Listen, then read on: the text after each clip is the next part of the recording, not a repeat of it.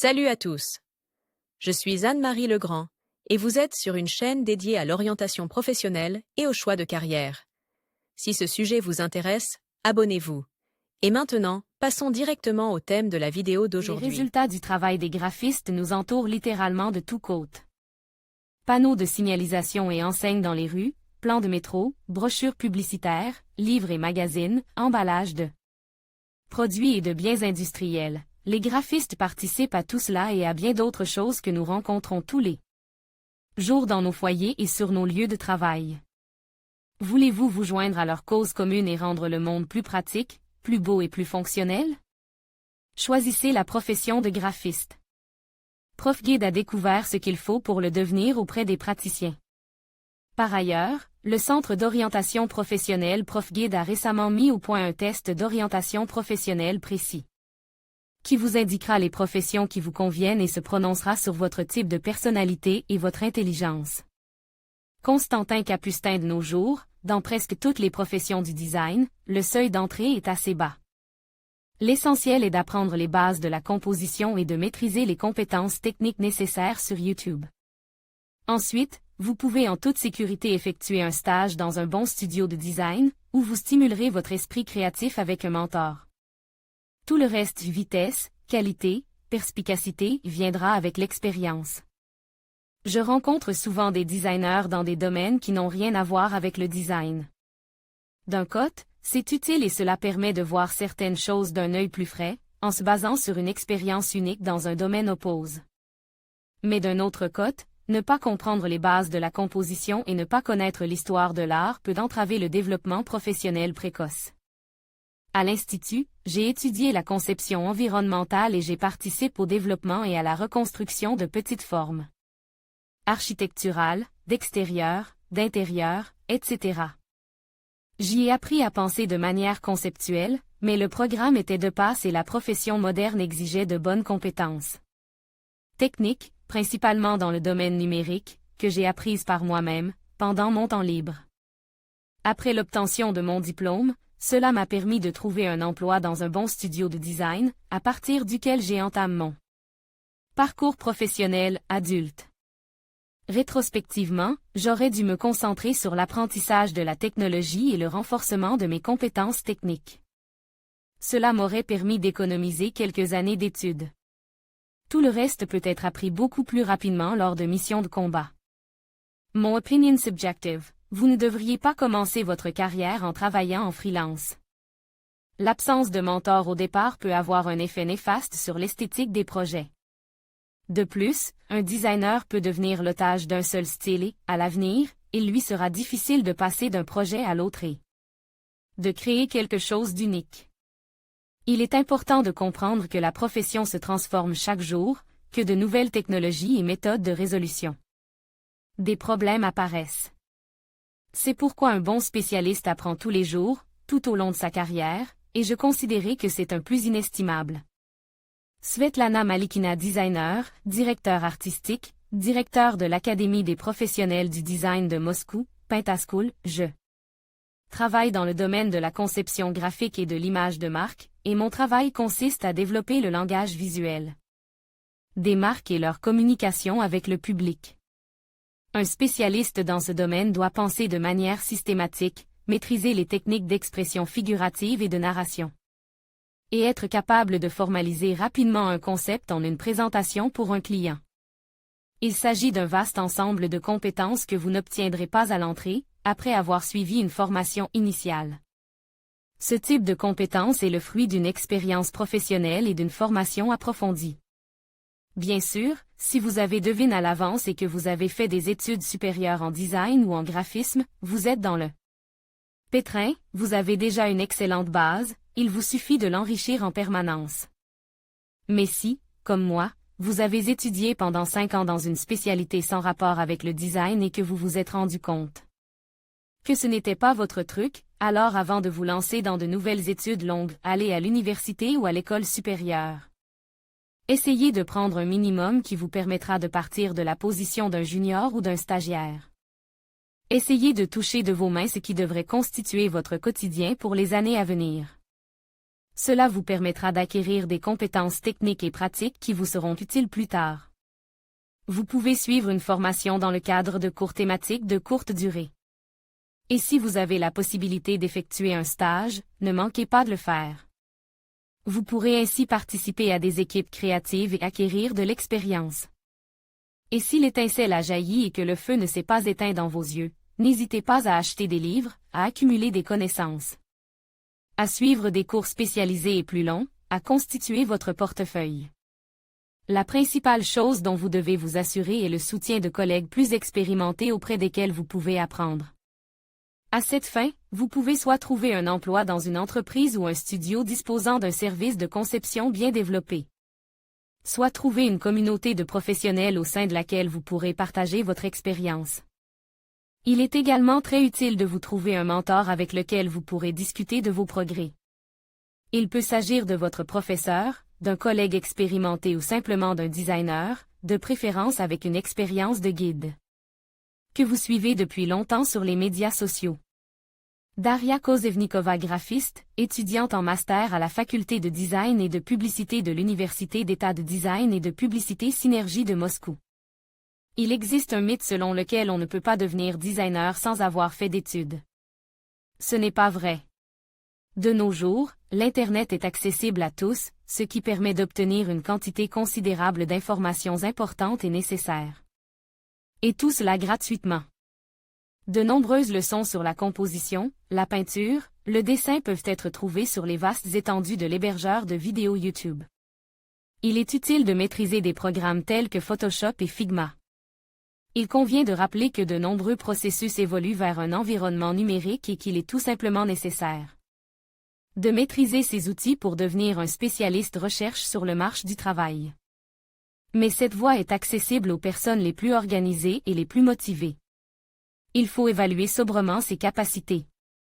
Par exemple, Artemi Lebedev, l'un des plus célèbres designers russes, entre à la faculté de journalisme de l'Université d'État de Moscou en 1991, mais a rapidement abandonné dès la deuxième année.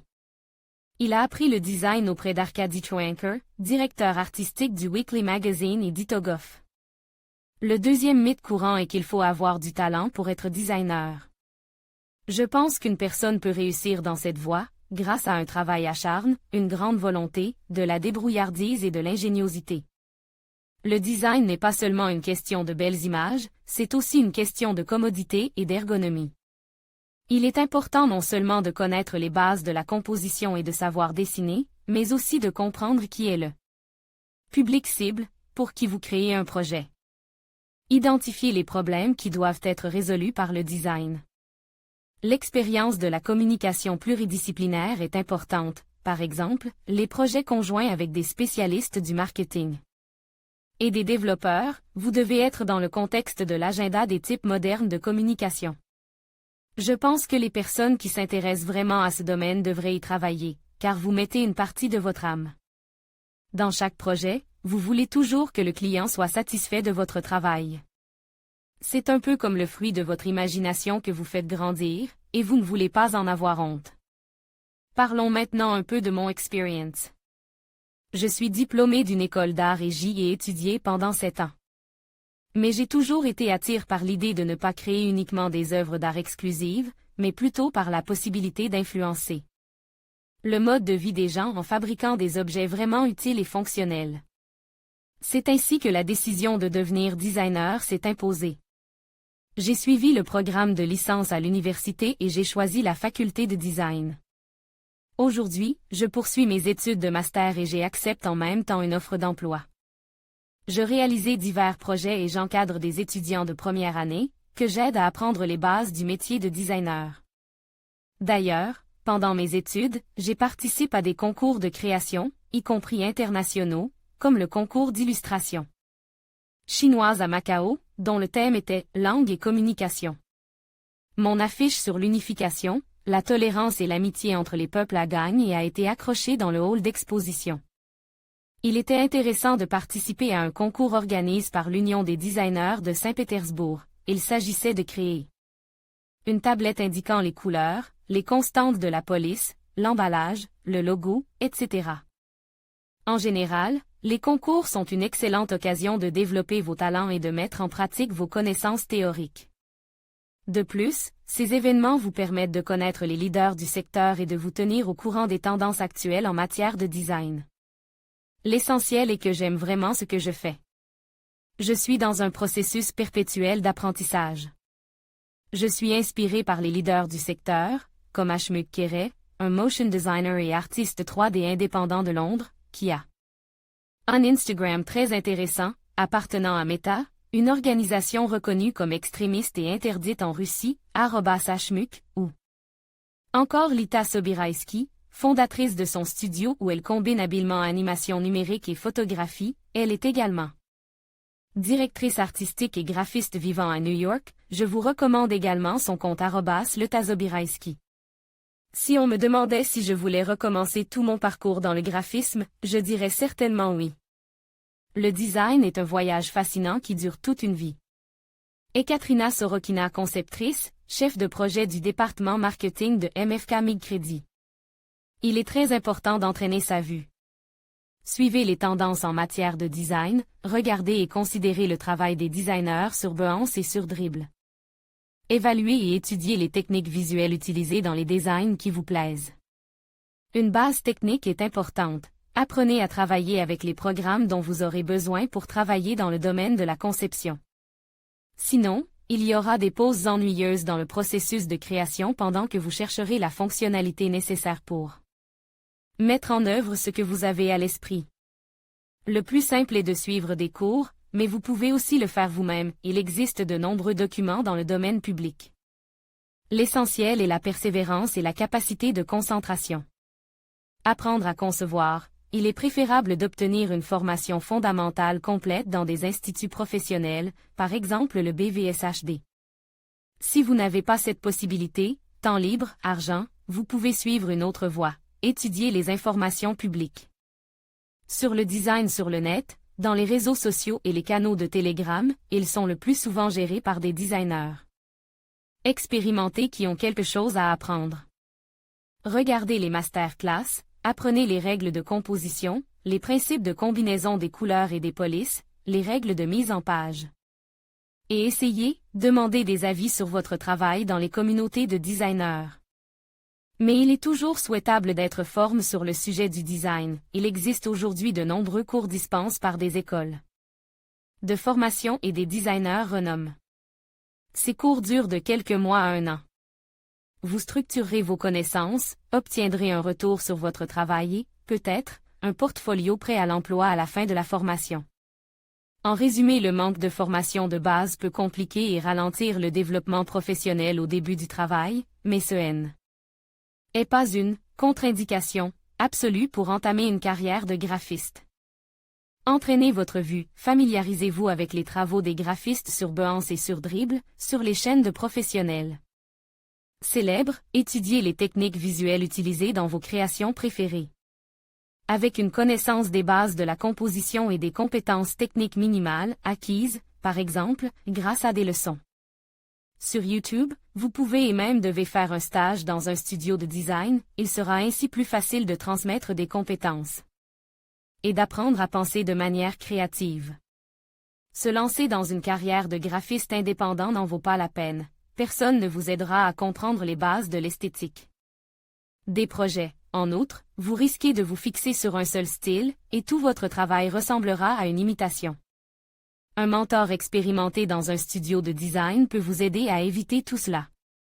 Même la formation universitaire de base, par exemple dans les domaines du design et du graphisme, doit être complétée par des cours ou des études indépendantes afin d'apprendre les dernières technologies et d'acquérir des compétences techniques. Les programmes universitaires deviennent rapidement obsolètes, et les universités n'ont pas le temps de les mettre à jour rapidement en raison de la lenteur de la machine bureaucratique. De plus, l'expérience ne s'acquiert que par la pratique. Il est préférable de choisir des cours dans des studios et des agences, c'est-à-dire dans toutes les entreprises qui travaillent réellement sur le marché dans le domaine de la conception graphique. Si vous décidez d'étudier dans un établissement, école, académie, centre, etc. spécialisé dans l'éducation et la formation, choisissez uniquement les établissements qui enseignent à des graphistes en exercice. En général, devenir graphiste à partir de zéro est une tâche réalisable même pour ceux qui ne disposent pas d'une formation professionnelle supérieure ou secondaire appropriée. L'essentiel est d'être capable et désireux d'apprendre par soi-même. Il existe toutes les possibilités pour cela, tant hors ligne qu'en ligne.